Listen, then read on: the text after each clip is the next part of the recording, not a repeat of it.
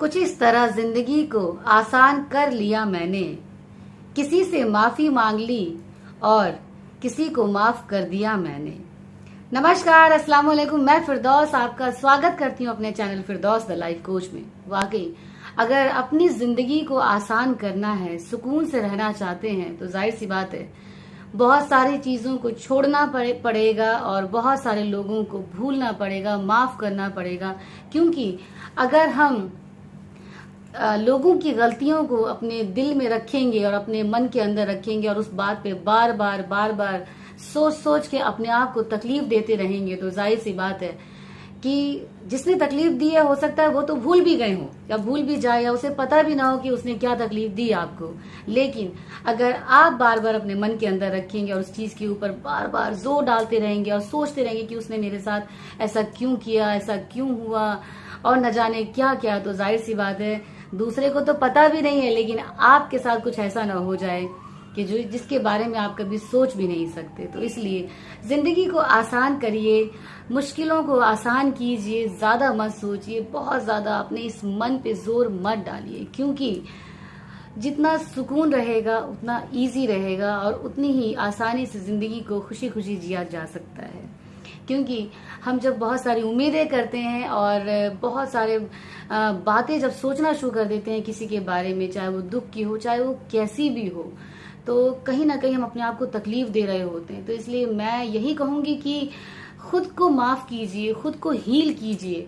आप दूसरों को क्या माफ करेंगे, अपने आप को माफ कीजिए और अपने दर्द को खत्म कीजिए। क्योंकि जब हम ये कहते हैं ना कि मैं फला इंसान को भूल नहीं सकती, उसकी गलतियों को भूल नहीं सकती, या मैं उसे कभी माफ नहीं करूंगी, तो उसका तो नहीं पता, क्योंकि वो तो अपनी दुनिया में मसरूफ हैं, वो जो करना है वो कर रहे हैं। लेकिन सबसे पहले खुद के दिल में एक गांठ बनती चली जाती है, जो कि किसी न किसी रूप में एक बहुत बड़ा एक डिजीज का रूप ले लेती है, जो कि बहुत ही छोटा सा होता है। वो इतना बड़ा हो जाता है कि जिसका इलाज या जिसका कहते हैं उस चीज से छुटकारा पाना बहुत मुश्किल हो जाता है। तो इसलिए ज्यादा उम्मीद मत पालिए किसी चीज से, बहुत ज्यादा मत सोचिए, क्योंकि सोचना वाकई अपने आप में अपने आप को तकलीफ देना है, किसी और का तो वही जाने। खैर, आइए मैं इसी बात से आपको एक बहुत खूबसूरत कहानी सुनाती हूँ, जो कि सच में आपको बहुत अच्छी लगेगी। एक राजा होते हैं, वो अपने प्रजा का हाल चाल जानने के लिए जाते हैं। वो अपने जो उनकी जो सीमा होती है उसके अंदर वो अपनी बाउंड्री में जाते हैं और चक्कर लगाते हैं कि हाँ भाई देखिए सब ठीक ठाक है। तो खैर उनकी जो प्रजा होती है बड़ी खुश होती है, सब कुछ बहुत अच्छा होता है। और जब अपने महल के में वापस आ रहे होते तो काफी सर्दी का दिन होता है और एकदम ठिठुरती हुई सर्दी होती है। तो देखते हैं कि बाहर एक दरबान जो है वो बैठा हुआ है और वो उसने बड़ी पतली सी, मतलब जो उसकी ड्रेस होती है बहुत पतला सा कपड़ा पहना हुआ होता है वर्दी के रूप में, और वो एकदम ठंड से ठिठुर रहा होता है। तो राजा को देख के बड़ी हैरानी होती है। वो अपनी सवारी को रुकवाता है अपने गेट पर, महल के गेट पर, और वो उस दरबान से पूछता है कि क्या तुम्हें सर्दी नहीं लग रही है। तो दरबान बड़े ही सॉफ्ट होके बोलता है कि महाराज सर्दी तो बहुत लग रही है, लेकिन मैं काफी सालों से इसी कपड़े में ही मतलब दरबानी कर रहा हूँ, यहाँ पे जो मेरा काम है उसको अंजाम दे रहा हूँ मैं, और मेरे पास इतने पैसे नहीं है कि मैं कुछ नया मतलब खरीद सकूँ अपने लिए और कुछ गर्म कपड़े ले सकूँ। तो ठीक है, मैं इसी में हूँ और मैं बर्दाश्त कर लेता हूँ, जो भी मेरी जो परेशानी है मैं उसको बर्दाश्त करके अपनी सहन शक्ति को आगे बढ़ाते हुए मैं इस तरीके से अपनी ड्यूटी को निभा रहा हूँ। बड़े सुकून से रहता है। उसको देख के कुछ ऐसा लगता नहीं कि उसको बहुत तकलीफ होती है। तो राजा वहां से चलता है तो वो कहने लग जाता है, उसको दरबान को कहता है कि तुम चिंता मत करो, बहुत ज्यादा सर्दी लग रही होगी क्योंकि ठंड वाकई बहुत ज्यादा है।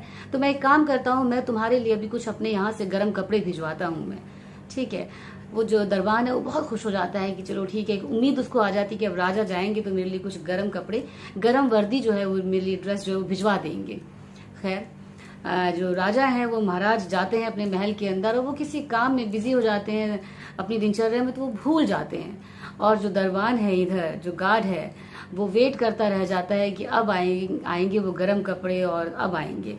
और इस तरीके से राजा भूल जाता है। रात होती है, रात में सर्दी और बहुत ज्यादा हो जाती है जैसे जैसे रात गहराती है, और वो दरबान जो है उसकी सुबह में उसकी ठिठुरी हुई, अकड़ी हुई बिल्कुल लाश मिलती है। वो मर चुका होता है और सामने एक मिट्टी, रेत की कुछ लिखा होता है, मिट्टी से नीचे की तरफ कुछ लिखा होता है और वहां पे ये लिखा होता है कि महाराज मैं काफी सालों से इस वर्दी में, इसी पतली सी वर्दी में अपनी काम को अंजाम दे रहा था, लेकिन मैं बर्दाश्त कर रहा था और मुझे किसी से कोई उम्मीद नहीं थी, तो मैं बिल्कुल ठीक था। लेकिन आपने जो मुझे ये उम्मीद दिलाई, जिसने मेरी जान ले ली, आपने जो मुझे गर्म कपड़ों की उम्मीद दिलाई और जिसकी आस में, मैं इंतजार में मैं जागता रहा और बड़ा ही अंदर से बहुत खुश था, उस आस ने तो मेरी जान ही ले ली। तो वाकई मोरल ऑफ द स्टोरी यही है कि आप अगर किसी से उम्मीद करते हैं तो सबसे पहले तकलीफ आप खुद को देते हैं, और अगर किसी की कोई बात को सच में दिल पे लगा लेते हैं या उम्मीद में आ जाते हैं कि फला पर्सन आपके लिए कुछ करेगा, तो ये सबसे बड़ी गलती है। क्योंकि कोई किसी के लिए कुछ भी नहीं करता है, क्योंकि सबसे अच्छे दोस्त, सबसे अच्छे गुरु और सबसे अच्छे हमनवाज अपने आप ही होते हैं। क्योंकि जितना भला या जितना अच्छा आप खुद के बारे में सोच सकते हैं, कोई नहीं सोच सकता है। तो इसलिए किसी से कोई भी ऐसी उम्मीद मत करिए कि अगर खुदा न खास्ता वो भूल जाए या उससे ना हो पाए, तो आप इस उम्मीद में रहिए कि नहीं, वो फला पर्सन ने मुझे बोला है तो वो जरूर आएगा और वो मेरी इस काम को मेरे करेगा। क्योंकि ठीक है, हर इंसान की अपनी अपनी मसरूफियत होती है, कोई कर पाता है, कोई नहीं भी कर पाता है, तो दूसरा बंदा तो अपनी जान से चला जाता है। वाकई में बहुत ही अजीब सी बात है ये कि हम इंसान बहुत सारी उम्मीदें पाल लेते हैं और न जाने क्या क्या सोच सोच के और बड़ी सारी बातें, बहुत सपने देख देख के अपने आप को ही अंदर से कमजोर कर रहे होते हैं। हम अपने आप में खुश क्यों नहीं रहते हैं, समझ नहीं आता है। जबकि देखा जाए तो हमें अपने आप से ही खुश रहना चाहिए, हर वक्त ऊपर वाले का शुक्रिया अदा करना चाहिए। अगर हमसे कोई कहता है कि आपके पास मतलब हाल खबर कोई पूछता है, तो हम कहते हैं अल्हम्दुलिल्लाह, हम बिल्कुल ठीक हैं, हम बहुत अच्छे हैं, अल्लाह का शुक्र है। ठीक है, हमारे घर के लिए कोई पूछता है, हमारी तबीयत के लिए कोई पूछता है, तो तब तो हम बोलते हैं कि हाँ अल्हम्दुलिल्लाह हम बहुत अच्छे हैं। लेकिन क्या जरूरी है कि कुछ स्पेसिफिक चीजों के लिए ही अल्लाह का शुक्र अदा करना चाहिए? क्या अगर हम चाहें तो हर वक्त हर बात के लिए उस ईश्वर का, उस अल्लाह का शुक्र नहीं अदा कर सकते?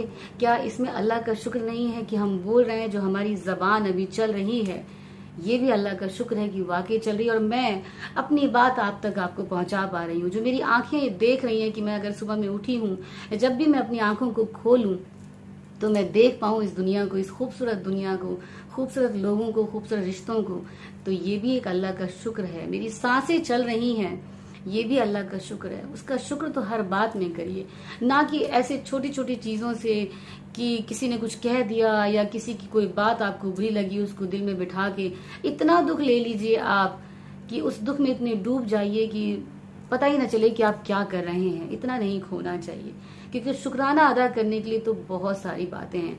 अगर हम चाहें तो वक्त कम पड़ जाएगा ऊपर वाले का, खुदा का, अल्लाह का, ईश्वर का शुक्र करने के लिए। तो इसलिए माना कि जिंदगी में बहुत सारी नेगेटिव चीजें होती हैं, लाइफ में जिंदगी है, रोज कुछ ना कुछ ऐसा होता है जो अच्छा नहीं लगता है, लेकिन अगर उसके दूसरे पहलू को अगर आप देखेंगे तो आपको इतनी अच्छी अच्छी बातें नजर आएंगी। दोनों चीज बड़ी पैरेलल चल रही होती हैं, लेकिन हम एक ही सिरे को देखते हैं, दूसरा सिरा हम देख ही नहीं पाते हैं। जबकि अगर आप दूसरा सिरा देखते हैं तो वाकई आपको लगेगा कि जिंदगी सच में बहुत अच्छी है, बहुत खूबसूरत है। एक नजरिए को सिर्फ बदलने की देर है, क्योंकि छोटी से छोटी चीज भी अपने आप में बहुत अहमियत रखती है। आइए मैं इसी बात से आपको एक बहुत खूबसूरत शायरा उनकी एक शेर सुनाना पसंद करूंगी, जो कि मुझे बहुत पसंद है और इंशाल्लाह आपको भी बहुत अच्छा लगेगा। सुनिएगा, आपको सच में बहुत मोटिवेट भी करेगा ये शेर, और वाकई में बहुत खूबसूरत भी है। ये शेर इस तरीके से है कि खुद को इतना भी मत बचाया कर, बारिशें हो तो भीग जाया कर। खुद को इतना भी मत बचाया कर, बारिशें हो तो भीग जाया कर। चांद लाकर कोई नहीं देगा, अपने चेहरे से जगमगाया कर। दर्द हीरा है, दर्द मोती है, दर्द हीरा है, दर्द मोती है। दर्द आंखों से मत बहाया कर। काम ले कुछ हसीन होठों से, बातों बातों में मुस्कुराया कर। धूप मायूस लौट जाती है, धूप मायूस लौट जाती है। छत पे किसी बहाने आया कर। कौन कहता है दिल मिलाने को, कौन कहता है दिल मिलाने को। कम से कम हाथ तो मिलाया कर। बहुत ही खूबसूरत है वाकई में। अगर इंसान इन चंद लाइनों से ही कुछ सीख पाए कि किसी से उम्मीद क्यों करना है, अपने आप से मुस्कुराइए, अपने आप के लिए खुश होइए, तो आगे जिंदगी बहुत आसान हो जाती है जीना। तो मैं फिरदौस द लाइफ कोच बस यही कहना चाहूंगी कि खुश रहिए, हमेशा खुश रहिए, अपना बहुत अच्छे से ध्यान रखिए, क्योंकि आप हैं तो सब कुछ है। और फिर से वही लाइन बोलूंगी जो हमेशा बोलती हूँ और चाहती भी हूँ और अल्लाह से दुआ करती हूँ आप सब के लिए कि हमेशा खुश रहिए, अपना ख्याल रखिए, अपने अपनों का ख्याल रखिए, और हाँ, उनका भी जरूर ख्याल रखिएगा जिनका कोई ख्याल नहीं रखता है, क्योंकि अच्छा लगता है कि अगर कोई होता है ख्याल रखने वाला तो सच में बहुत अच्छा लगता है।